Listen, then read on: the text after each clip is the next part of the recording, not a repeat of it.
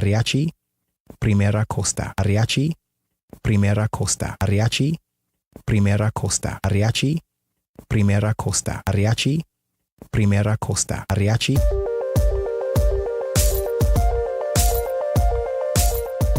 What's jazzing?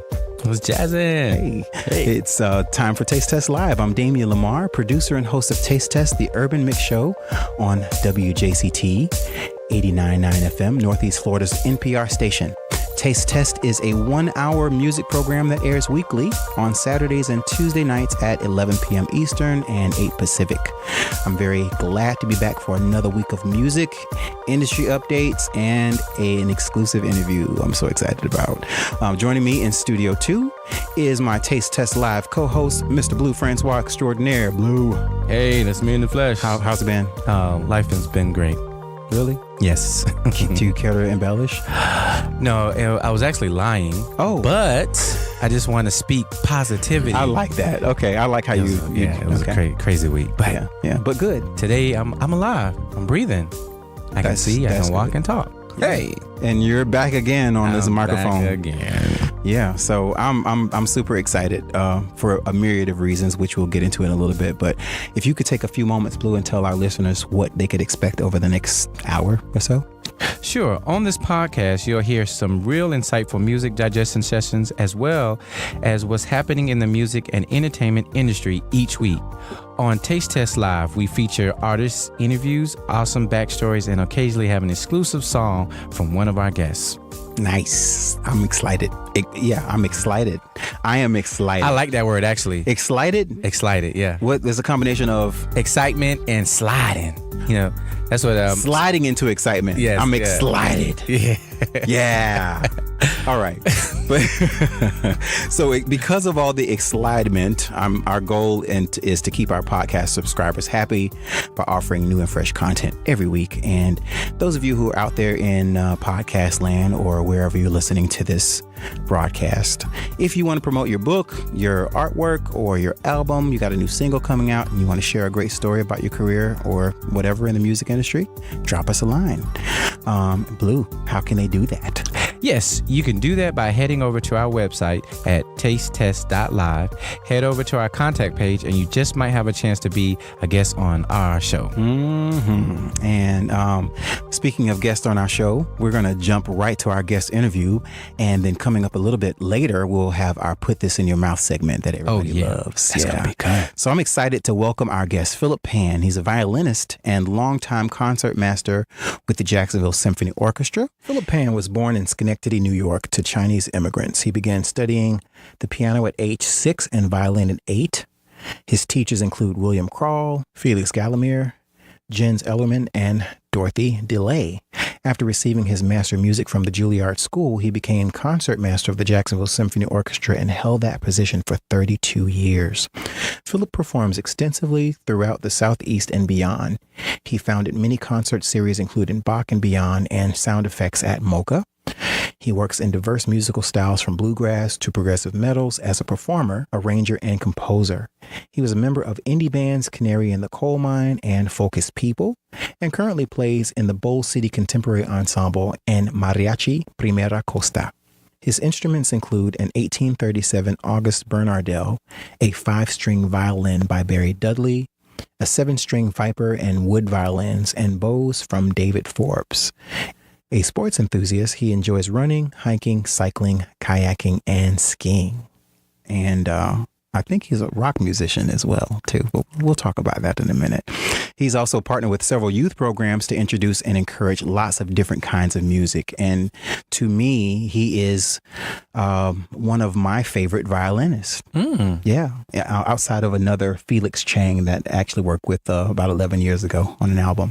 So welcome to Taste Test Live. Thank you, Damien. Yeah. Happy to have you here. It's my honor. Yeah. So I usually formally don't ask questions let me say we got to ask questions. We have to ask questions. Yeah. But I don't write the questions down. So a lot of people don't know, I just kind of go off the energy. Just go with the person. So how are you doing today? I'm doing great. Outside of the pollen. Yeah. I mean, Northeast Florida is like ragweed city. It is. We are pollinated. Completely. Yeah. From every green thing.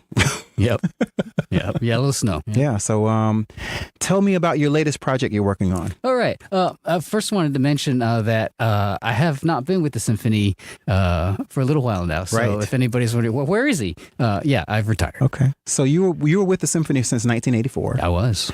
That's a long time. It is a long time. It's the longest place. Jacksonville's the city I've been in longer than anywhere else in my life. And Okay. the symphony that whole time. Yeah. Pretty much. Yeah. And you served as the concertmaster. So that is, your relationship with the conductor. Who was the conductor for the longest time? I'm not sure exactly who was longer because both Fabio and Roger had good long tenures. Mm-hmm. And of course, Courtney Lewis is our newest. And I only worked with him for a little while. Okay. So Roger and Fabio both, I felt I was with them for a good span of time. Do you have without, picking favorites, do you have a favorite conductor? Honestly, no, because they really are their own unique artists. And you can say, oh, well, so-and-so was great this way, so-and-so was great this way, and it's all true. And they all left a legacy with the symphony. Mm-hmm. Yeah. Yeah, I think so too. I recall Fabio more than Roger. Mm-hmm. And I that was primarily because I maybe been too young, Right. But needless to say, I think one cool thing about Jacksonville is that we have our own symphony orchestra. Yes. So, I think it's an amazing symphony orchestra. I have to say it really is. Really is. And sort of like underappreciated at times, I feel. Maybe. By the city. If they understood the actual musicianship and how great we have it, to be able to have our own symphony, come out to a lot of the shows more often. And I think that's definitely improving. You look at the social media, you see the appreciation. Yeah. Completely. And it's very diverse. I mean, you guys have done everything. You have a pop series, and I actually, one of my favorite symphonic moments is when Pink Martini performed. Oh yeah, out of Portland, gosh. Seattle. Oh, Yeah. They were awesome, and they come to Jacksonville all the time. And every time they come, it's usually around my birthday. So my best friend Michelle would treat me to a Pink Martini concert. Very so, nice. Yeah. So can you recall like one of your favorite memories during the time that you were with the symphony, and then we'll talk about what you're doing now. Well, there were lots. I mean, there were so many just amazing moments with amazing guest artists. Many of them, of course, the Masterworks classical soloists. We've had the greatest names in the world: Pavarotti, Perlman, Zuckerman, more than I can name. Yeah. So just in terms of magical, transporting, musical experiences, every one of them brought that to the stage. And, I'm right next to them. It's the best you're seat, right there. Best seat in the house. Feeling all the energy coming from everywhere. That's right. It's got to be amazing. But just off the top of my head, Henry Mancini at Met Park with us. Wow, what a giant of a man and a wonderful, warm person. Awesome. John Denver. These are just, I'm spitting them out because there are so many, and I'm sure I'm missing some. A lot of really fun times with my colleagues in the orchestra when we had to deal with giant flying insects, and giant flying insects. The Florida State bird, the flying cockroach. Yeah, that's hilarious. Yeah. For those of you who live in Florida, you know exactly what we're talking about. So yeah. So was there any moments during your time with the symphony that were so emotive? Like for me, I had the privilege of actually being in middle school or junior high at the time, and I played tenor sax. One of my favorite pieces was, and I don't know who the composer is, so forgive me, was the theme to the Exodus. And we were playing this music, and this is a part where I'm counting out because I wasn't playing. I hear the rest of the band, and I just began to weep. Was there any moments that you had during your time with the symphony, like this music is just so beautiful, I need to hold myself together because I have to play here? I mean, did you have that? I'd say there were many. Yeah, really many. Yeah, quite a few. Definitely. I'm going to say dozens over those, over 30 years that I was. Yeah. Because there really were so many wonderful, wonderful moments. Usually, that actually, when I would feel weepy would be in maybe a rehearsal. In a performance, I'm in a different frame of mind. Okay. And maybe, of course, I had the benefit of knowing it was coming. Right. So now it's like, I know how powerful this is. I'm just going to try to help deliver this. So the initial feeling during that rehearsal, you're like, It's like when it surprised me, like, this is so great. I can't believe it. I'm overwhelmed. Yeah. Many times. It's amazing. I believe music just has that transcending power that can just get you to your gut. It's that universal language that most people just. I really hope everybody feels this way about music. Yep. I love it. Yep. I live and breathe it. So, so let's move a little bit to the present. Okay. I know you've been working with Goliath Flores, who we've interviewed here on Taste Test Live. Mm-hmm. Goliath is a guitarist and is also a mariachi. Yep. You want to talk a little bit about your work with him? Yeah. Goliath approached me. I'm terrible with time, but I don't know. Maybe it was last year sometime, but it feels like we've been working together for so long now on mariachi music. And he happened to know, he didn't think he would, but he discovered a guitarron, the mariachi bass guitar player in Jacksonville already playing. Wow. So, okay, we've got a band. And I said, I don't know anything about it. I'll go on YouTube. I'll learn songs. If you're doing it, I'm going to enjoy it. Yeah. And it turned out to be actually really, really true.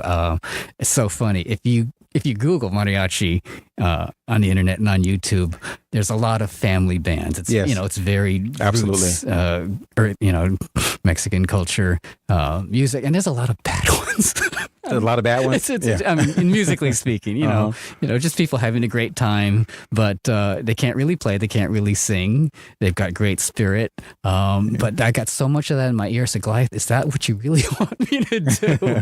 And he was like, no, man, you bring to it what you bring to it. Outside of the costuming too. I mean, you have to wear the traditional mariachi garb, right? Absolutely, that's definitely part of it. It's like, sure, you could just be wearing whatever, jeans and t-shirt, and play it, and people hopefully will recognize it, but it's definitely, the visual is part of the presentation. Yeah. So when people see you playing at these wonderful lavish parties, I know you, and I've been privy to one party specifically where I witnessed you guys in your glory.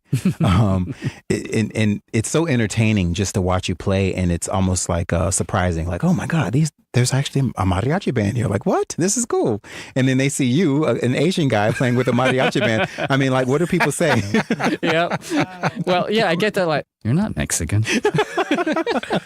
But, I used to be really shy about the costume because Goliath, as you know, it doesn't have a shy bone in his body. No. He's just... Yeah, he'll skirt around the waist as much as possible. So one of the things he wanted to do as soon as we had some songs learned, but we didn't have gigs yet, he said, let's just go out in public and play. Let's just do pop-ups. And I was like, really? Okay. And, I'd get dressed and drive to maybe San Marco Gazebo or someplace in Riverside by Starbucks or something. Yeah. And we'd get out of the cars and I'd be really self-conscious. I'd be like, I look like a freak. What are they thinking of this Chinese dude with this giant hat on, But I've finally gotten comfortable with it. I finally like, when I get in that, get the violin, I'm ready to go, It's like... Yeah, just psyching yourself up like, I can do this. And I'm really proud of what we do. I think we've got a demo CD out. You've got one of our songs. Mm-hmm. Yeah, so speaking of that, let's play something. Let's cut to the music. Okay.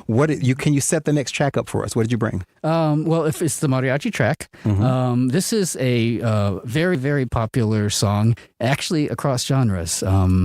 I think mariachi might have been its first, but it's a polka. And it's called Jesusita in Chihuahua.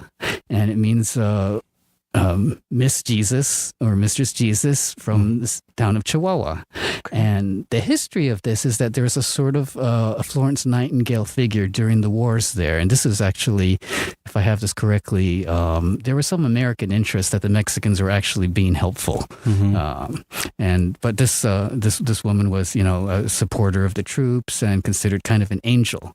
So I'm not sure exactly where the song originated. Maybe it was borrowed from an earlier culture, German or something. I don't know exactly. Yeah. But it became sort of an anthem during that war for the Mexicans.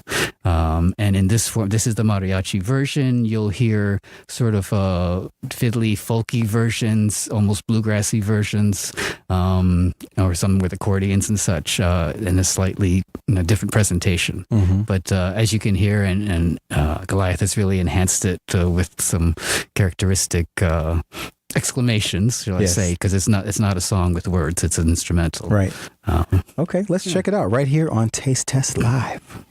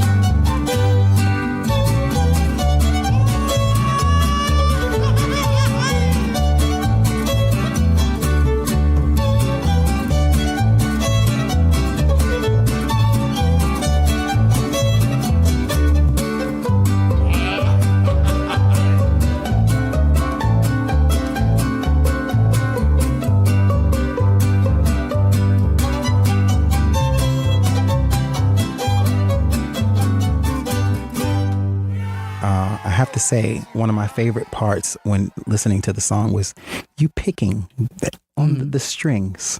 Why is that? What is it? Is that part of the polka?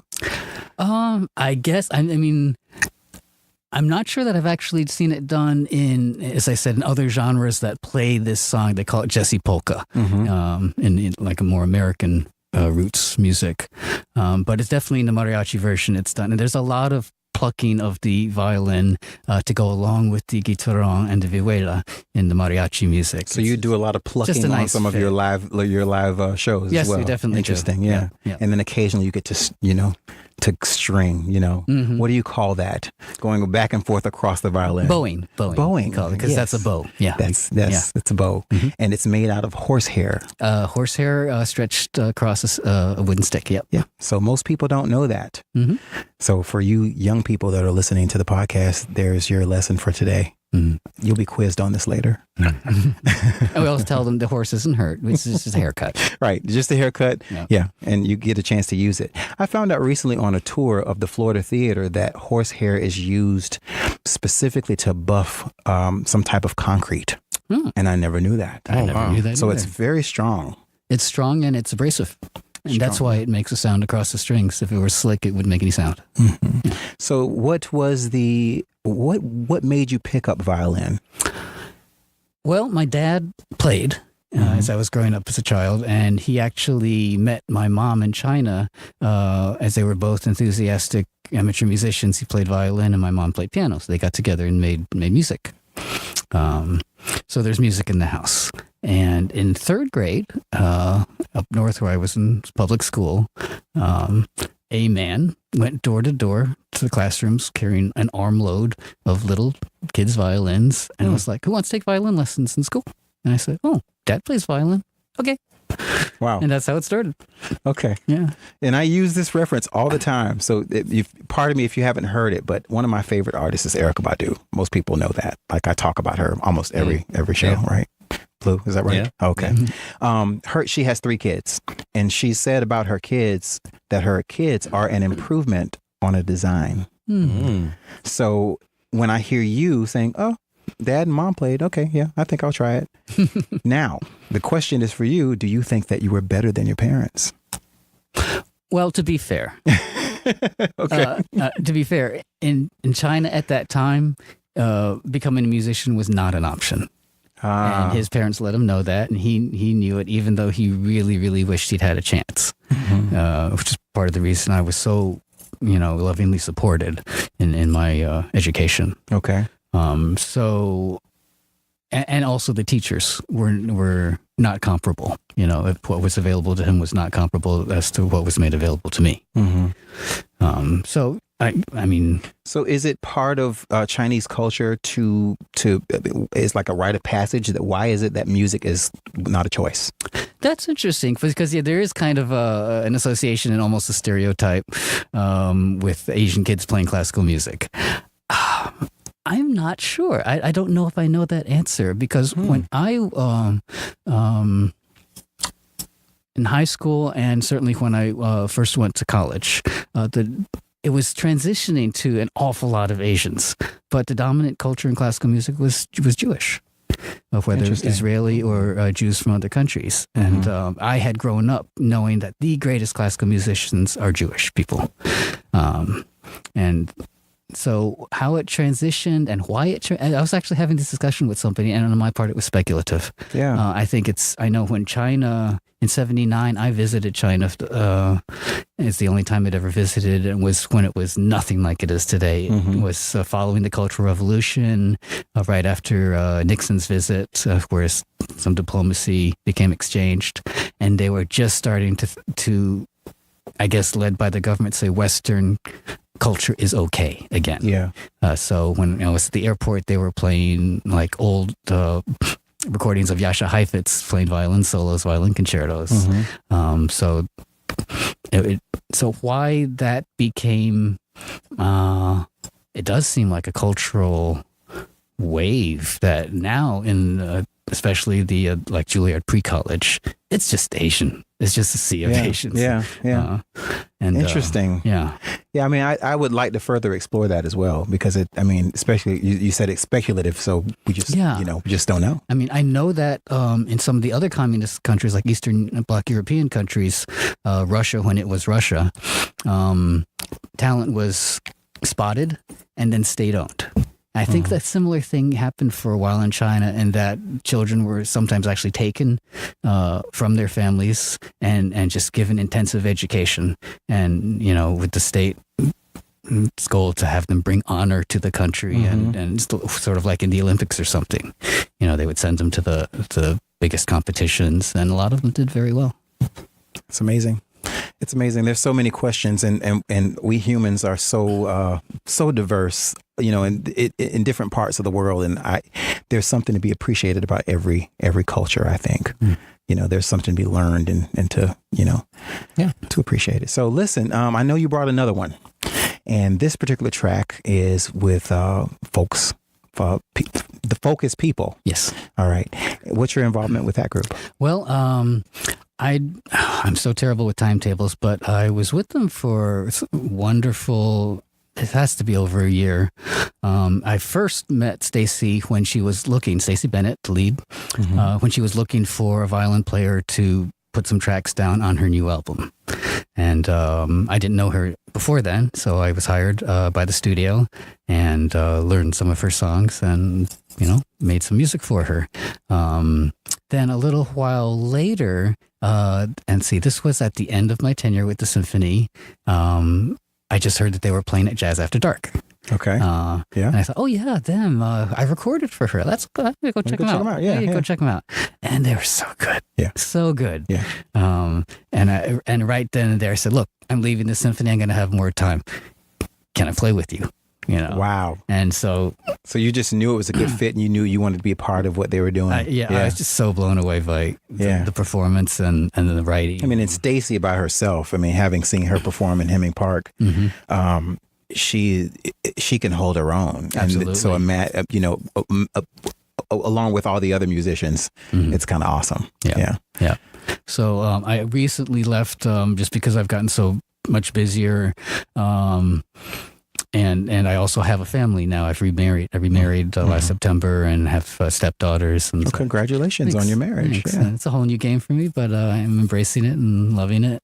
But I'm living not in the city of St. Augustine, but just over the Duval border. So coming up to Duval is just a little more planning now. But when I was living in Murray Hill, the whole band was in Murray Hill, so it made it so much easier to practice and get together. But I love them. I love every one of them. We toured. We bought a...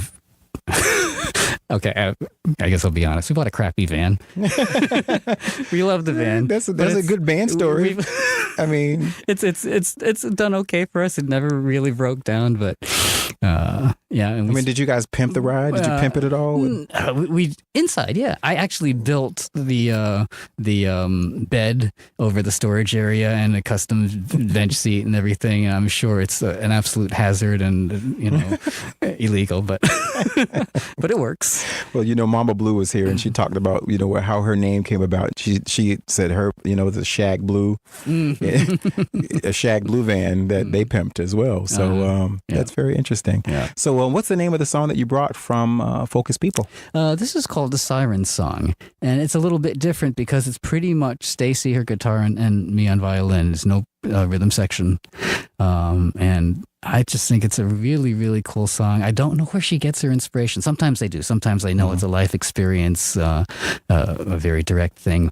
But this is just her imagining sort of pirate music, and it's wonderful. It's so cool, and it's creepy too, and I love that. Wonderful and creepy pirate music we're going to hear right now.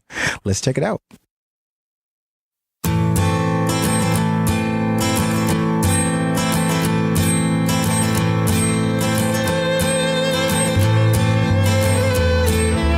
See, oh, how she spits and sways and swells on in for days and days. Many have been lost in her waves, buried in their sandy graves. And the sirens sing, the sirens sing.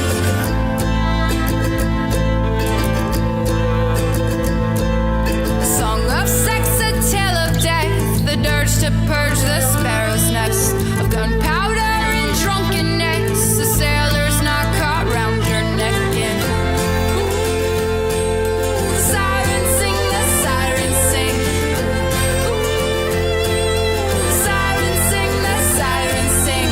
Ba ba da ba da ba da da da ba da ba da ba da da da.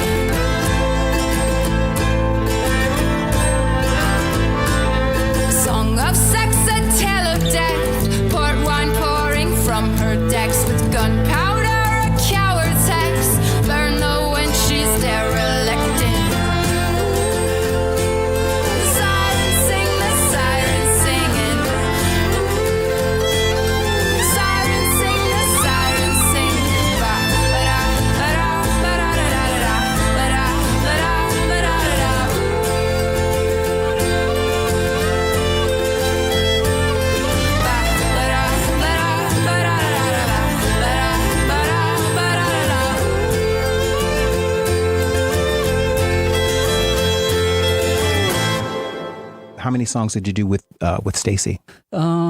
Originally on the album, I'm trying to remember. It was light. I mean, she didn't have a big budget, so we got in there and did what we could as quickly as possible. But when I joined the band, then it evolved so that I was playing pretty much everything. And also when we lost a lead guitar, we used to have a separate guitarist from Stacy. She's great, but we'd have a lead guitar which would take solos long. When we lost that, and I took over some of that stuff too. Yeah. Okay. Blue, I think you had a couple questions. Oh, yeah. You have a well-decorated resume and a lot of, like notable things that happened. But one thing that I wanted to point out was, did you have like someone marketing or advertising for you or doing write-ups? Because you have a lot of information out there. Did you have somebody like a PR? They love him. Did you have a PR person? Not that I'm aware of. So how did you get on Jon Stewart? Like that's what? You was on Jon Stewart. Or is that another Philip Pan? That's probably another. There's another Philip Pan. It looked just like you. Wow. Did he play the violin? Yeah, he plays the violin. Oh my God. Yeah. You have a doppelganger out there? What did he do? Let me see if my internet. If anybody got good internet. That's funny. But moving on, I saw one thing I did see that was definitely you. You took a sabbatical. Yes. And then they did a write up on that. What was it? Would you like take? How long was it? 1 season, 1 year. It was just 1 season. Okay. Yeah. It seemed like they was kind of disappointed because it's like, hey, was they just was like. They wanting you not to go on a sabbatical, but it seemed like it's something you had to do. Was you like, what was going on? I don't know. I mean, it's something that has happened with other players, and it's just after you've been with the orchestra for a while, it's okay to request, and of course, it has to be approved. But you can take a year off. You don't get paid. Because it said you was pursuing other musical interests, but you can come back to your job. Your job will be waiting for you. Yeah. So yeah, that's what I wanted. That was at the time when we were talking off the mics when I had started getting into improvising and was sort of really, really hungry for it, not good at it, and wanting to really devote a lot of time to learning how to do that. Wow. One thing that I saw that was very cool, you provided music for like curations of art, like playing with art. I see a lot of write-ups and documentation on that. Do you also have interest in art as well? Well, I'm not a visual artist. Right. It's not like or even a photographer or anything like that. But I love just being inspired by other mediums, whatever it is, art, sculpture, dance, other musicians, of course, and just sort of getting the vibe and saying, where am I going to go with that, or how can I enhance that in some way? And so I always loved that collaborations. Yeah. Did you look up the YouTube thing? I couldn't find it. Jon Stewart. Yeah. I love Jon Stewart. I couldn't find it. Did you spell here you go. Okay. So he's an Asian guy. And when he asked me about you, I didn't click on it. But it's Philip Pan and the guy's Asian. And I think he's asking him about music. A lady in my neighborhood, my new neighborhood, stopped and said, "Are you related to Philip Pan, the tenor?" And I said, "What? No, I'm not." See, look. So, because I didn't know you off first glance. Yeah, I can see how you... Same name, but Is it spelled with 2 L's or 1? I think it's spelled the same. I think it's spelled the same. Yeah. Wow. So what does he do? What is he? Because there's a fairly well-known Philip Pan who's, I think, a psychiatrist in California. I just did an internet search one day, Yeah. So this is according to The Daily Show on Jon Stewart. Philip Pan believes the Chinese government was using Olympics to prove that people of China that a one-party system is just another guy who's sort of a political analyst. And so he's an author of a book. Right. Yep. So there's an author by the name of Philip Pan, right. And a musician who I have the privilege of sitting. We're all sitting next to him right now. That's funny. You're on the Jon Stewart Show. Yeah, he's like, what's up? Okay. Because they have the video. Where are my residuals? They have a video of him playing like at an art show. And then there's another video of him, like a South Light Gallery. You did the South Gallery. And then there's the video of that. And I was like, oh, he was on a Jon Stewart? Oh, wow. This guy's a big deal. And so when you asked me, now I can answer your question. When you asked me, so you said, so what do you know about him? I said, well, I don't know. Like, cause I forgot exactly what you said. Like, I was just like, he does something with music. Right. And I'm like, well, mostly everybody, all of our guests do something so with when you music. asked me, I was stunned because I was just like, well, there's a lot of things I found. I'm just trying to figure out which one. Specifically, yeah.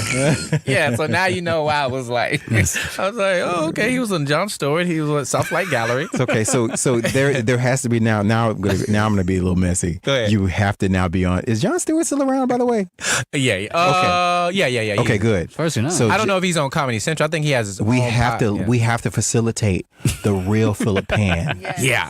going on Jon Stewart now. Yeah. All right. Yes, let's go. Not ahead that and make this it other happen. guy's real, but I mean, or not real. Yeah, but he's the real Philip. He's the real, like he's here in the flesh. Yeah, he's the. We know him. So, we at least we have a fan club. You have a fan club, and we can write to the Jon Stewart producers and ask them to have you on, and you can do something that you're working on, which is right now. What are you working on right now? Let's do the mariachi. Yeah, because that'd be You're gonna take Goliath with you? Who doesn't love mariachi, right? I know. Yeah. Yeah. I know. So Goliath would have be to. funny, That would be though. awesome. Goliath and though. Roger have to come. I won't do it alone. There you go. Oh yeah, they'll love that. So we got to make it happen. Yeah, let's make it happen. Yeah. Okay. So I'm gonna send this whole podcast to Jon Stewart. I'm actually just this segment. You got to send the picture of him dressed up in the mariachi Oh yeah, outfit. without question. You have any pictures Like you of it? need this guy on your show. I'll send you one. Yeah. Yeah. Let's do it. I'm so excited. Because he makes fun of. He has a funny approach to. To everything. Exactly. So I'm sure he'll like that. That would be very interesting. Okay, so right now you're solely working on mariachi music. Not solely. No, solely. Okay. What's a fun project you're working on besides my next album? Bold, that would be cool. Bold City Contemporary Ensemble. Okay. We're classical, so it's still doing classical, but we focus on living composers. So and we even put the word out for young composers especially. Okay, this is enticing now even more because I'm a living composer. Exactly, and we say if we like it, basically we will try to program your music and get it performed live, which is something that's very difficult for a young classical composer to have happen. Well, okay, that's awesome. I think that's great. Have you worked with Keith Marks by any chance? I haven't musically worked with him. I've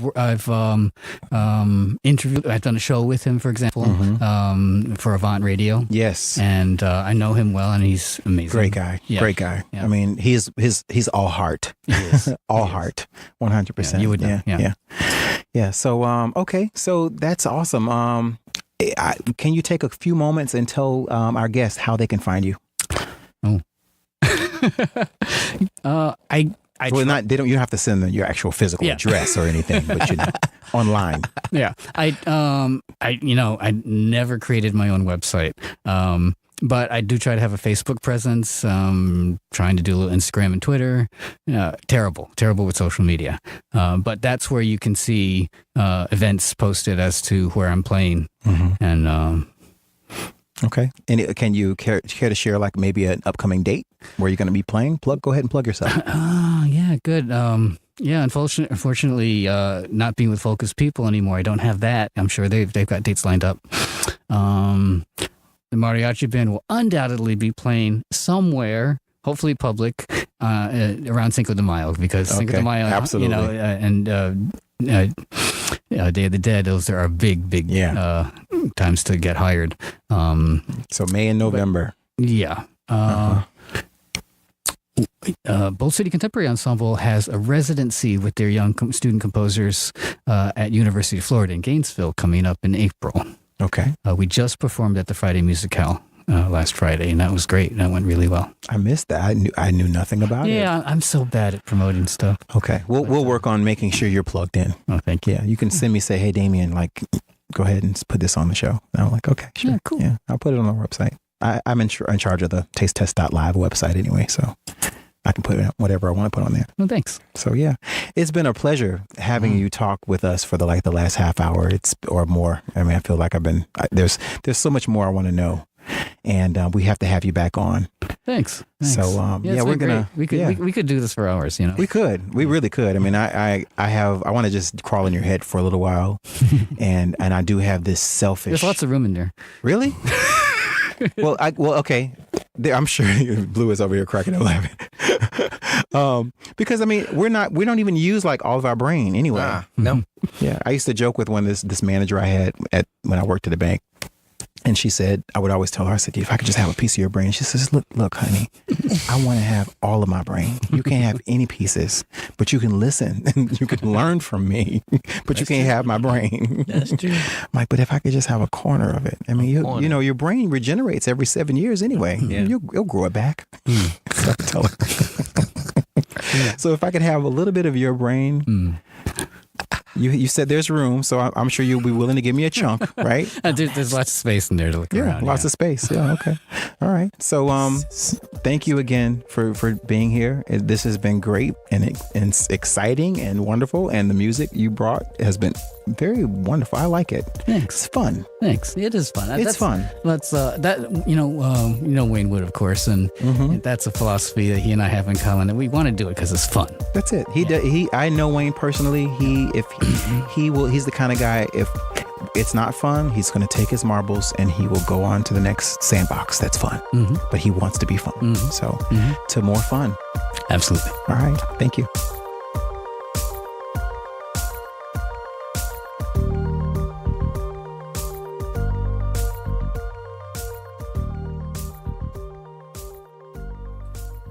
Welcome back to Taste Test Live. That was so fun. Yes, it was. I love interesting people. What did you guys think of the interview with Philip?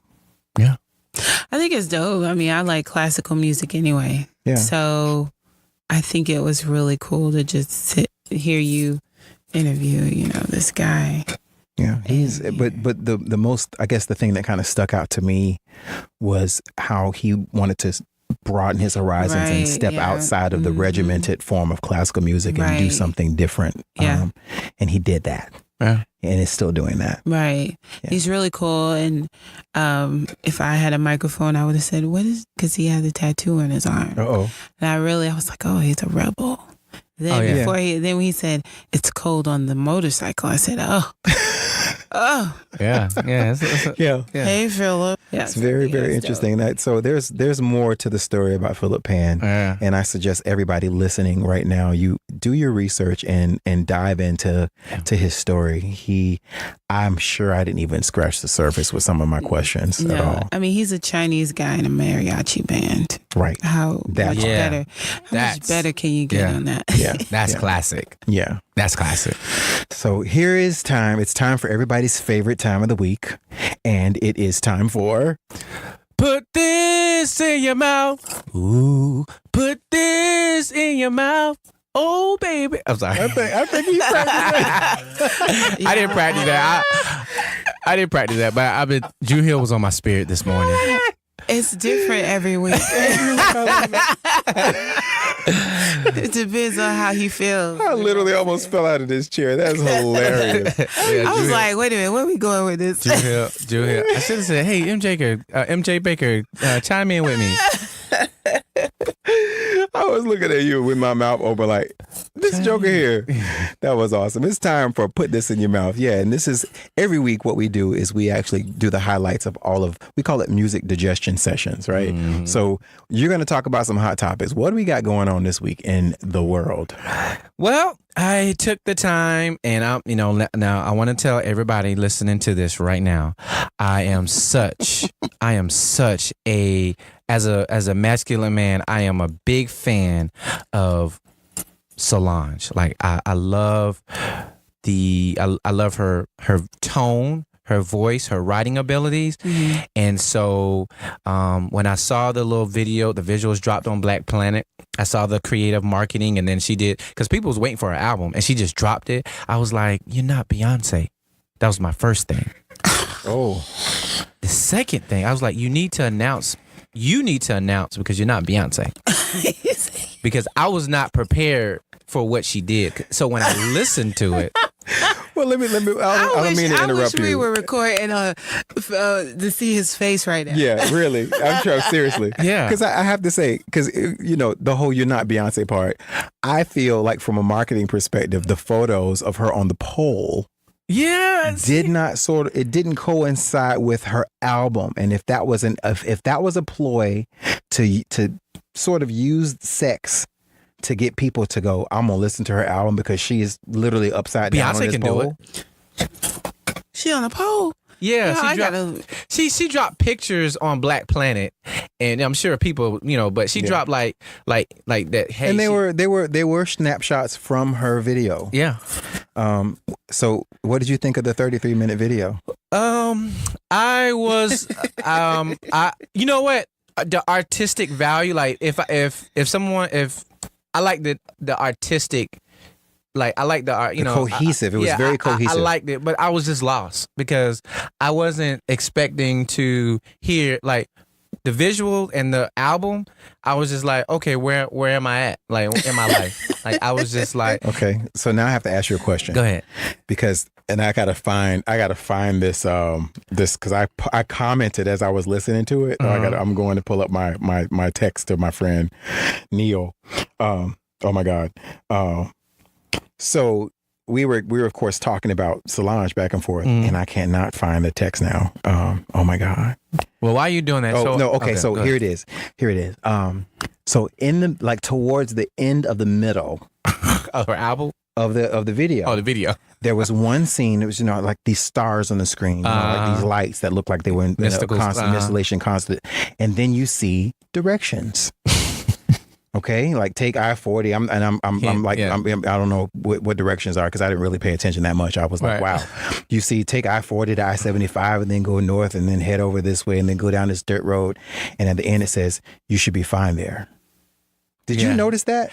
I noticed that, and I was like, because I kept thinking about Houston, Texas. I was thinking that she was kind of like pay homage to where she's from. You know what I'm saying? Yeah. And that's what I was. I didn't look at it like you did. I was kind of like, oh, is she trying to point people to her hometown or where she's from? My goodness. Yeah, so when I listened to I forced myself to listen to it. I'm not gonna lie. I was waiting for that moment of her previous project, which I love. Like I listened to it for like 3 months straight. Because I was traveling. A seat at the table. Yeah, seat at the table. Like I listened to like almost every day. Like I had the actual CD, so I was listening to it. Like I loved it. So on there, and I'm not gonna lie, the production was okay, but this album wasn't as lyrical. Like she had a lot of features on it. She had some poets on there, but I just felt like it was more electronical. I felt like it was the throwaway tracks from A Seat on the Table. I agree with you, but it felt like an interlude the whole time. It felt like an interlude album. Like I was like, I mean, it was some nice grooves. Like there was some. She was in a. How can I say this? She was in a groove. And when you go in the studio, you record all this music and you got a lot of stuff, but not everything you record gets on the final album. And I think that this was residuals. Okay, so America, I'm not gonna lie, I couldn't get through the first song. Okay.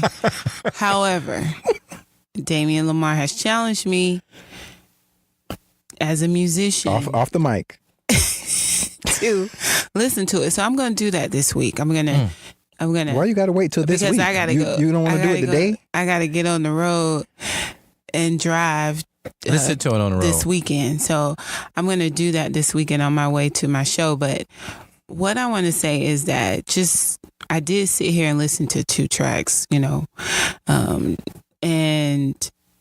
it's what it reminded me of Bilal. So Bilal has some non-popular songs. Yes. That are very new age. It's very like one of Bilal's songs that comes to mind off the rip is Levels. Yes. Levels. With that off-key piano. So it's like that psychedelic, like not even psychedelic, but it's just it's like one of those things. I'm in the 5th dimension. You know what I mean? She was in But it. you want to be there. Right. You want to be there. Admit it. But it's just like, okay, I don't know if I want to be there. I got to find out first. Right. I mean, She gave I you gotta directions on the video. So if you watch the video, she give you directions, and she said that she was going to be there in the fall. No, but you know Damien. what? Listen, I'm gonna tell y'all Still something. lost. I'm gonna tell y'all something. How my brain thinks. If the visual does not match what I'm interpreting the music to be, I can't do. You can't join it together. I can't focus. I can't focus. So I have to do one or the other. So, it just reminds me of that. Like, I don't think these are throwaway tracks. I really think that, okay, so for years, Solange, if you think about her history, she's been her sister's background dancer. And she tried to come out at first with her own musical career early on, and it wasn't successful. And so now this last album that she did, it was very successful. She was embraced. So I think she got comfortable, meaning, oh, they received that. And that was kind of weird to me, because it was not the typical album. Mm-hmm. And but so it was exquisite, I think. It was great. So I think she's trying to show us that more, okay, let me take them a little deeper. Let me take them into the black hole, and not meaning in a bad way, black hole, but let me take them deeper into the sunken place. Who I am. And this is the part of me that is the rebel, that's not like my sister, that's not the even keel, but I am the road less taken. And I think that this is an album where, just me listening to it, because I did not want to. I knew that when I heard that first track, I'm not with her. You're not part of the tribe? I'm not on the same level as her right now. You're not in the fifth element? Right. Or fifth dimension? Right. Because and I think back to, Lauryn Hill when she did the live the Miseducation, the VH1 Unplugged. Yes. Okay, so when she first did that, I thought, what is she going through? And but I was with her. I was there. You were there. But what I'm saying is, and I had another girlfriend that was like, oh, you're just so immature. Oh. And I was like, no. That was mean. I was like, no. I'm just not on that level. I'm just not on this level, and this is disappointing. But then 4 years later, I listened to the Unplugged album, and I bawled my eyes out. Mm-hmm. So you had to experience some things in order to relate to what she was talking about. Correct. So then you're going to have three type of people. You're going to have the people that love her so much they'll fake their way through it and say they love it. And then you'll have those people who are honest and say, you know what, I'm not. She's on fifth dimension and I'm on third, Mm-hmm. And then you'll have those people who are just going to absolutely hate it. So. Yeah. I don't know anybody that vehemently, or maybe I shouldn't even use that word, but anybody that hates it. I know a lot of people have thrown shade at it, and I know a lot of people have given it they've given it a try, and it's like, that's why I call the show Taste Test, because not everything that you taste. I may think, ooh, strawberry rhubarb pie is really good, but I may give you a spoon. You be like, don't ever give this to me ever again. Right. This makes my tongue itch. You know what I mean? Like, so, and music's the same way. Like, I listened to that, but that was a little sour to me, or it's just not my flavor. But here's what I'm saying, though. The people that contributed to her project wasn't used in the best light, is what I'm saying. Gucci Mane's on there. She used samples from Deborah.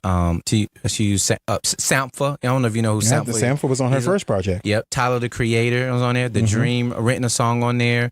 And then she has a couple poets, and she also used some. She used a Debbie Allen and a Felicia Rashad from a movie called Neighborhood Third Ward. And she used so it has like a real ambient, dark, little effects to it. And even Rolling Stone had said that she gave tribute to Houston roots. And I was just trying to feel the melancholy. You have to be from Houston. And silence went over the crowd. See at the table, huh? I get what you're saying. You're saying the people, the quality, that she had on the album. It's like, she has vocals by Cassie. Yeah. Like she has. Well, like, everybody some- wants to be a part of her journey, and it just because they're featured on the song, it doesn't necessarily mean that that's their. I mean, okay, let me ask you a question. Go ahead. Were these features? Were they featured in her liner notes? I mean, or was it like so and so song featuring blah blah blah? Well, she co-produced some of the songs on there, and then she also had mega producers on there. And I don't hear top tier producers on. I feel like I was listening to like a 40-minute interlude because it's a 40-minute album. I don't. Yeah. Yeah. Mm-hmm. Okay. Well, I have one I got one last thing I'm gonna say because I didn't find the text, but I remembered enough to have a conversation about it. But when those directions were on the screen, You back to the I'm still on because I think she's trying She to got to see the video. she's trying to Share the lead you video. somewhere. And there is a following. The reason I'm bringing this up is because Solange has a following, right? She does. She's got a following, and when I saw those directions, I'm like, them fools right now. Somebody is on the road right now, heading. Somebody's there.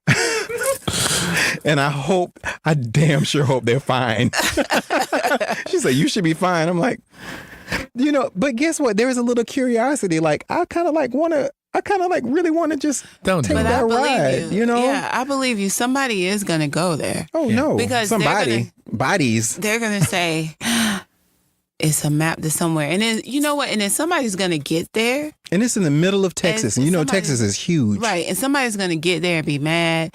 And then you're going to have that next person that goes, it was an otherworldly experience. I found myself out there. So I'm going to tell you right now.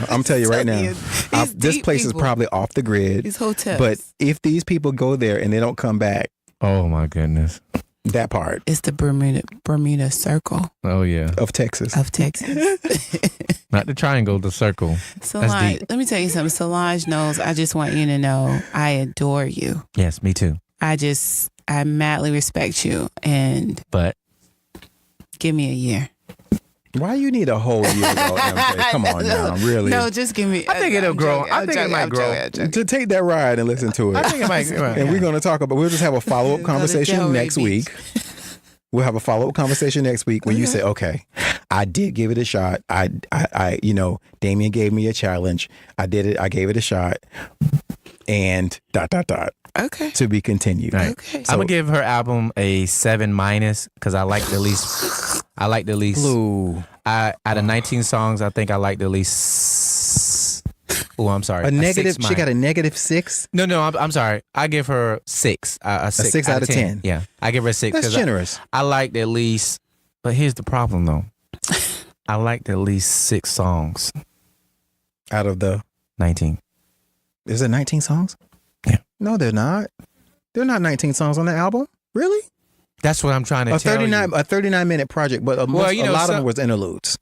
Yeah, it's like 2. Okay. It's like maybe 2 to 3 minute songs. It wasn't. That's what I'm trying to say. Like it was like a long interlude. I mean, that's what I'm saying. It wasn't.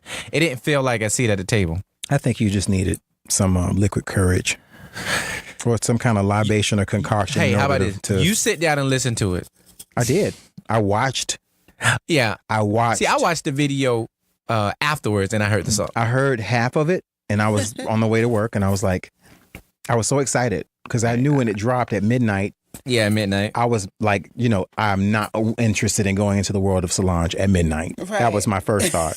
And then I woke up and I said, I will give her, I gotta have 15-minute drive into work, 15, 20 minutes. I'm like, I'm going to give her at least, I can listen half of it because if it's a 39-minute album, I'm going to listen to at least half, right?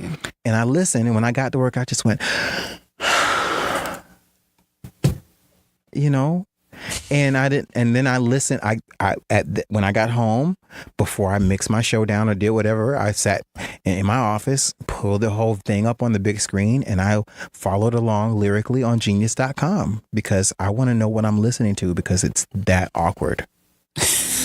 And I'm not saying awkward is a bad thing. Right. Yeah, it's just different. It's different. You got to get used to it. I think I'll like it maybe after. And Blue, because we've been talking about Solange for a few minutes now. I feel like her first album had to grow on me, but when it did, I felt like, okay, it's like wearing that sweater, you know. You put it on. If it's a nice sweater, you go, this is cozy, yeah. Yeah. But if it's not, you like, I bought this sweater. Maybe I'll like it. And then, maybe 2-3 months later, you're like, this is my favorite sweater, you know. That's kind of how I felt about A Seat at the Table. Yeah. Maybe this album would be like that. But when I thought about that and I made that comparison, I was like, I don't know. It is it's a lot different. Yeah, it is very. Yeah. So maybe she thinks that we've all expanded in our minds to be able to accept what she's offering. I don't think she cares. I agree. No, and I literally, agree. because she is literally the opposite of her sister. Yeah. And well, my sister's the opposite of me. Right. We're completely different individuals. Whereas Beyonce does care, and she does to me. You know, she crafts her own thing, but she also caters to her audience. I think Solange is like, no, this is how I feel. I feel like wearing bedroom slippers. That's what I'm going to do. And whether or not you all receive the bedroom slippers, it is not my problem. Right. And I think that's how she feels about this album. Because she's got, she packs out stadiums. Yeah. And people come from miles and miles to see her. So there is a demographic that follow her and that like those bedroom slippers. Yeah. She's talented. I can't take that from her. It's just a project I have to grow on. So, Ode to Solange, man, we talked about Solange for a long time. Yeah, we did. Yeah. Next on Put This in Your Mouth. I don't know if y'all heard about that new TV show, The Masked Singer, where they have like accomplished vocalists who's like trying to come back out or work on new projects, and so they get to pick a costume and then they sing for a couple of weeks. It's similar to American Idol, but the judges have to guess who the singer is based off the clues. And I mean, it's an incredible show. I think Nick Canning is the producer and host of the show. Okay. And so anyway, and the reason I'm gonna read off the judges to y'all. So you got Ken Jeong, the little Asian guy from the movie Hangover. Oh yes. You have Jenny McCarthy. Mm-hmm. You have Nicole Scherzinger. Right. And Robin Thicke. So when I was Robin. So I was watching the show, and at the time, they didn't know who T-Pain was. And he's singing without the autotunes. And I actually had watched a couple of shows after the fact because I was very I said, if I'm going to talk about it on Taste Test, let me, learn about it. So I saw a couple of shows, and T-Pain actually could really, really sing. Like, he did a lot of old renditions of songs that was out from different genres and nailed them. I mean, wasn't pitchy, had his own little flavor to it. You couldn't really tell. But what was so funny about the show is that the people have to guess based off the clues. One person, I'm ready. Jenny McCarthy was like, "Is it Michael Vick?" Michael Vick. That now, is but Jenny McCarthy tries to be funny all the time. Well, maybe she's funny. Nicole actually thought it was Hootie and the guy from Hootie and the Blowfish. Oh, Darius Rucker. Yeah. And then Ken Jeong had a good guess. He said CeeLo. No, Robin Thicke said CeeLo. So it's funny because you're trying to figure out who it is, and they're giving you these clues, and it's like, I mean, CeeLo was probably the closest, but nobody when he took off the mask, nobody could even fathom that it was T-Pain because he actually did better than the other, because I still don't know who the other contestants are because they haven't revealed them yet, but he won. Like, I mean, whoever the other singers are, very talented, but he flawlessly beat everybody, you know what I'm saying? And it was very good. So now I'm a fan. So like I've been watching a lot of getting caught up, watching a lot of YouTube. So if anybody out there, y'all check it out. The Masked Singer. I think they aired in the UK, but now it's shown everywhere now. But T-Pain dropped the album right after it. I only heard a few songs. I didn't listen to every one of them, but he had some nice bangers on there. Now I do want to say that we one of the producers on T-Pain's album, Brian Bishop Jones. Yeah. Who's the bass player for my band. He produced 9 of the songs. 11 tracks. Mm-hmm. Okay, so now it's on that album. Okay, now I was waiting for the opportunity to talk about Brian Bishop Jones. Yes. First of all, your bass player is the Yeah, he is. okay, and I didn't bleep it. I just but Right. you read my mind. Right, Okay. right. Bleep. Okay, so now we're gonna talk about it. A Right. couple weeks ago, this Right. happened. Yeah, almost 2 weeks. By the time the show comes out, it'll almost be 2 weeks. Right. One of my best friends, Mm-hmm. Mr. Tommy Bridgewater, Oh yeah. Right. he went into cardiac arrest. Oh man. Mm-hmm. Bent over, came up, and was out. Right. Was taken away in a stretcher in an ambulance, and they were trying to resuscitate him up until they got to the hospital. Mm. Okay. He was intubated for several days. Mm. He then has a defibrillator put in, and he's alive, y'all. He got Amen. discharged from the hospital Yay. yesterday. Okay. Amen. Now, let's backtrack. The day before the event, he was supposed to play at a Right. festival in Jacksonville, Florida called Get Downtown. It's the second annual of which you, MJ, performed. Right. Your set was exquisite. I loved it. Thank you. Yeah, loved it. Tommy was supposed to play bass for, I think it was six like heavy hitting female vocalists. It's all female lineup. Right. He's going to backline the whole thing. He was so excited about it. This happened the day before the event. Mm-hmm. Okay. I'm building up here. I'm freaking out because my friend, I'm thinking is like, it's going to go and we're going to have to plan a funeral. And I'm like, I have this event to run. We got to manage this event. We got to put this event on. We got to do it. Right. Right. One monkey don't stop the show. Oh my God. Right. I was tasked with finding a bass player to sub for Tommy in 24 hours. Not having to go on any. No, Bishop Jones was the recommendation by several Right. people. Right. He came in, was given music, and learned music in less than 24 hours. Oh, he's a monster.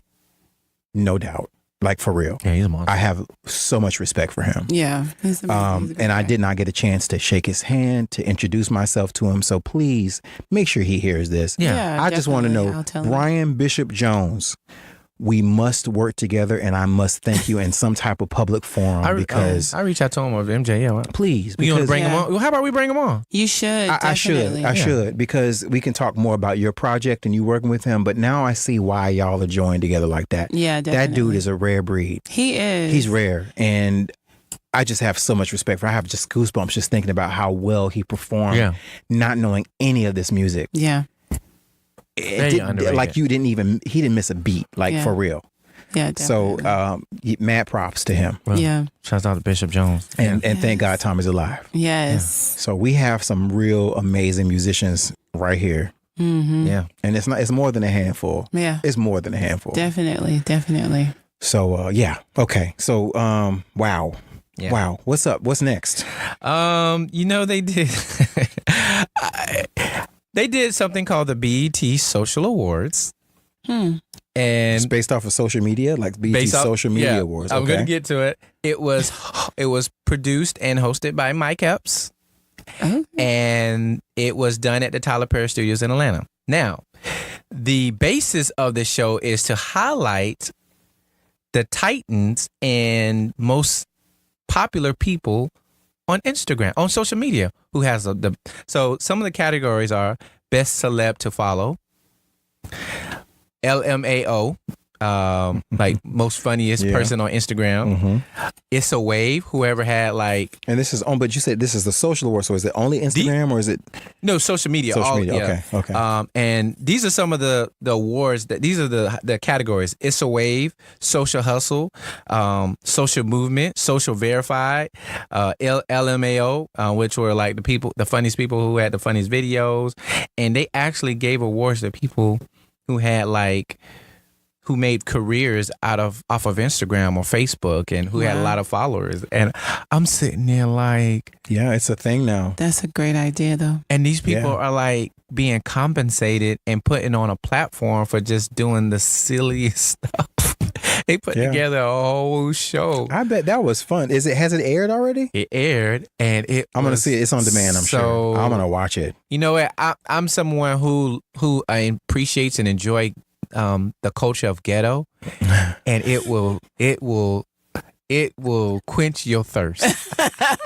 They got the guy Blueface who got the song Tatiana, and so they ended the show with the guy Blueface. I can't forget his name, but Blueface BDM. Anyway, he got a song called Tatiana, and he got this little dance. It was his first time performing, right? Yeah. Nobody else. So they were live performances? It was live perform. Yeah, I don't know if it aired live, but they let him perform for the first time. He got a song called Tatiana. Yes. Where it's a dance talking about thoughts. And so he has this little dance, bust down. Can you give us a visual real quick? No, Adam, can you do it? No. Anyway, well, you stand up, and you hold your pants out, and you kind of do like a jerking sexual move. And so when traditionally what thoughts do. Yeah. So when he was performing, I think he forgot that he's supposed to perform the song. So he started dancing and stopped rapping in front of all these people. So they started dimming the lights, and so he didn't get to do the whole song. I was like, but the crowd was singing the song because it's a hit song. He's not like a veteran, he's not a performer. Yeah, he's probably just cutting up and just. And also, they let Soulja Boy perform a lot of his hits, and I think they did that to remind people who Soulja Boy is. Because he did start that whole. Yeah. So Soulja Boy was highlighted, so that he got an award for being the tycoon of social media. I was just like, wow. I need to see this. Yeah. So they got clips on BET so I was very, very entertained. Like some of the video clips, people was making fun of it, and people was just like, I can't believe now they giving awards for being stupid on social media. Those were the exact words.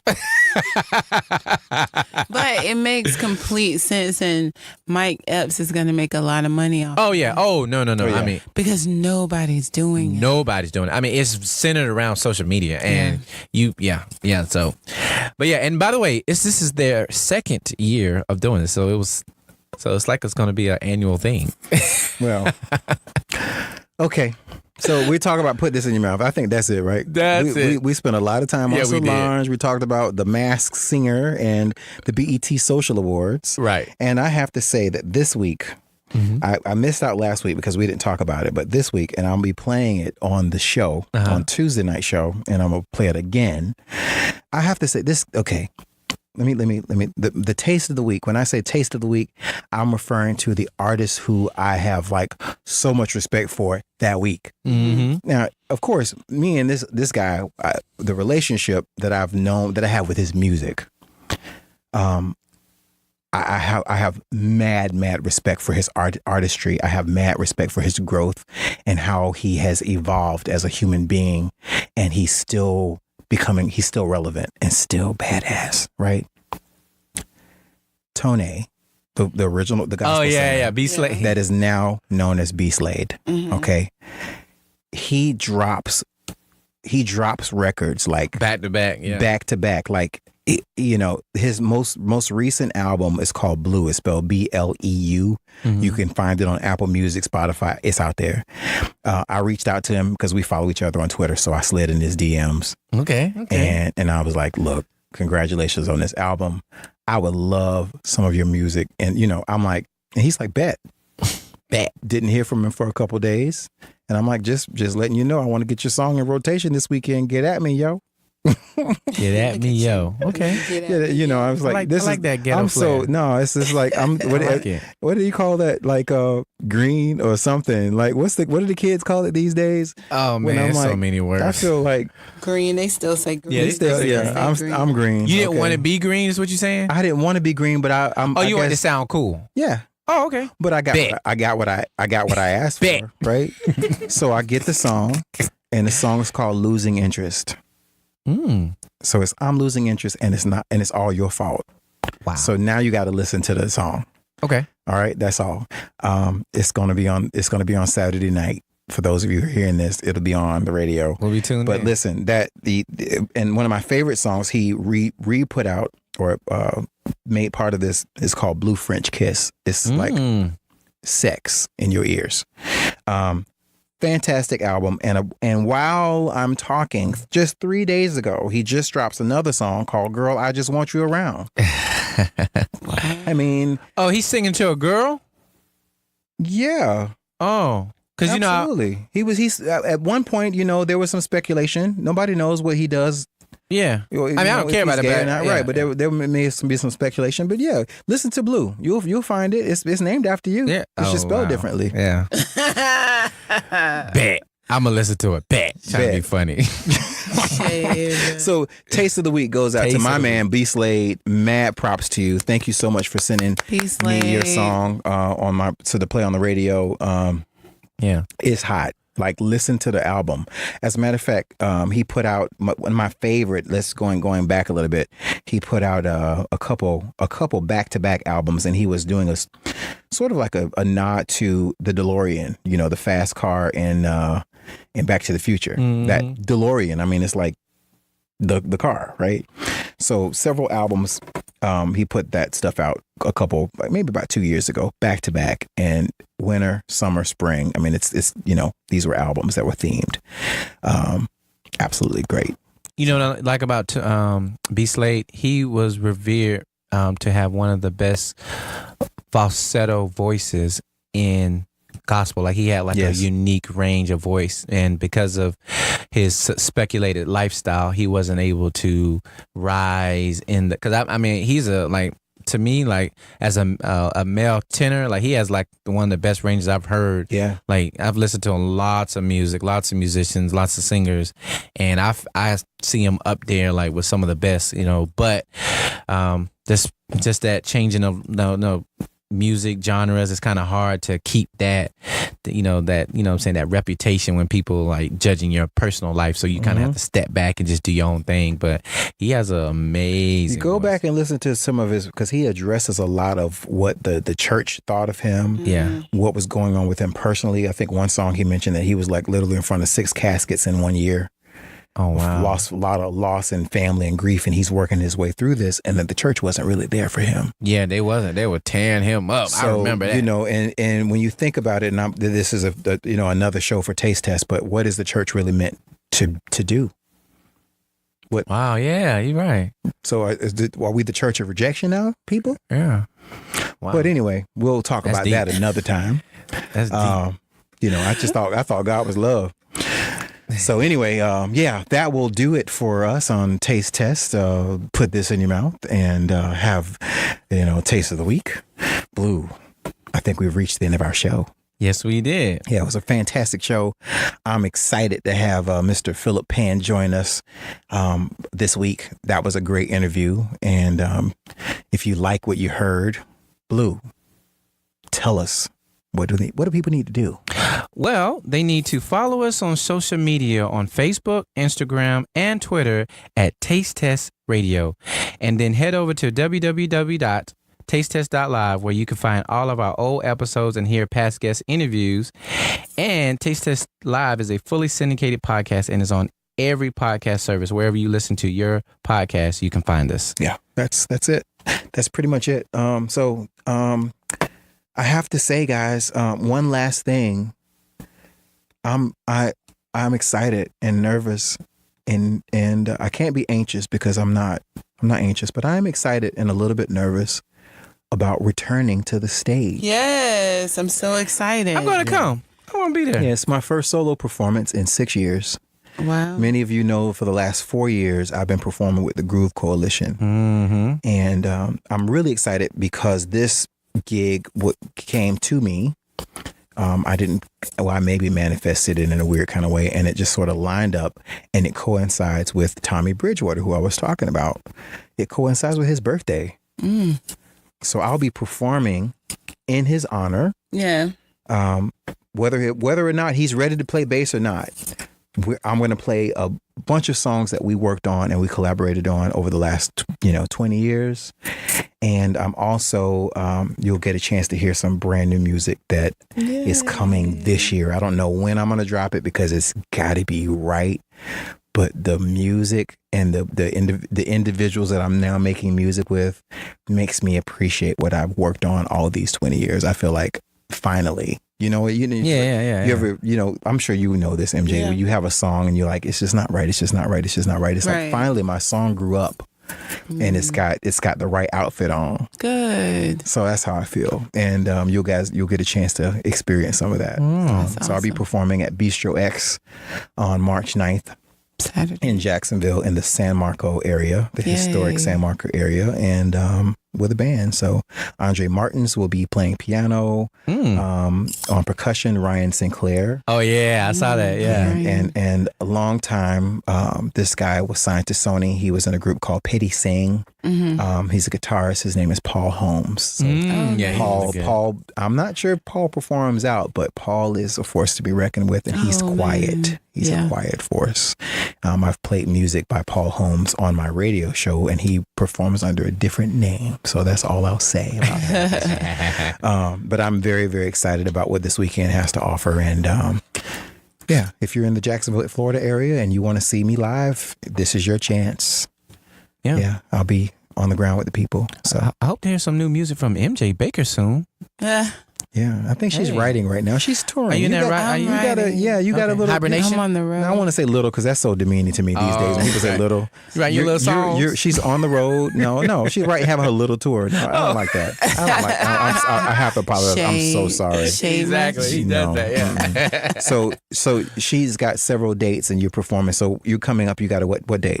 So this weekend I'll be in Delray Beach, Florida. Hey, South Florida. Yeah. I'll be there doing a festival, and then I'll be back in Jacksonville, and then I'll be off again. So, the Lord is really opening a lot of doors for me, and I'll be making a few Walk announcements through coming them soon. with your head held high. Yes. And strumming that guitar I'm excited. and making them feel something. I'm excited. Yeah, the world has not heard Feel Something, so not everybody knows about that album. So it's kind of like, I am anxious to start on some new stuff, and I'm writing right now. But like you just said, it's like, it's still incubating. Yeah. It's not all ready. So it's, I describe it as the term. There's a term in the industry.